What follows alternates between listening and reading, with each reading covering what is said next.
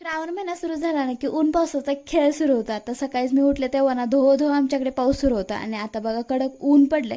आता बरेच दिवस झालं कपडे काय उन्हात सुकले नव्हते म्हणून आज मी कपडे खालीच सुकायला टाकले होते. त्यानंतर समर्थला आंघोळ घालून घेतली. आता आंघोळ करायला आणि अशी केसांची मसाज करून घ्यायला तर आम्हाला खूप जास्त आवडतं.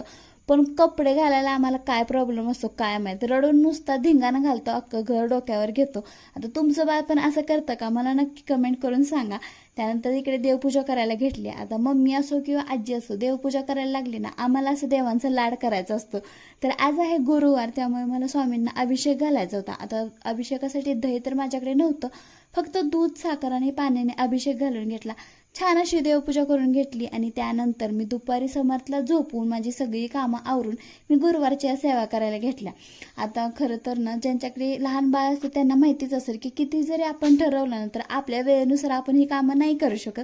त्यांच्या मूडनुसारच आपल्याला हे सगळं करावं लागतं. तर असं उशिरा का होईना या सगळ्या गोष्टी मी करत असते. त्यानंतर दुपारी इकडे मी गवारी निवडायला घेतली. आता माझी दुपारची ही कामं सुरू असली ना माझ्या हॉलची अवस्था ही अशी काही असते. मग त्यामध्ये खेळण्याच्या गोष्टी असो किंवा खाण्याच्या गोष्टी असो सगळ्या घरभर पसरून आमचे साहेब निवांत तिकडे ट्रॅक्टर खेळत बसले होते. तोपर्यंत दारावरती मस्त हिरवीगार कोथिंबीर आली होती. सोबतच मी 2 पेंड्या घेऊन टाकल्या, कारण मला ना स्वयंपाकामध्ये भरपूर कोथिंबीर यूज करायला आवडते पहिल्यापासूनच.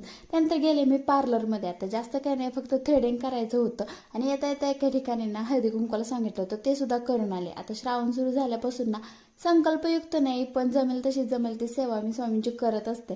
तर तोपर्यंत संध्याकाळच्या स्वयंपाकाचं टायमिंग झालं होतं. मस्त इकडे 1 कप चहा घेतला आणि स्वयंपाकामध्ये मस्त इकडे डाळीचं कालवण आणि सुक्क पिठलं आणि गवारी बनवली होती. चला भेटूया नेक्स्ट ब्लॉगमध्ये. बाय.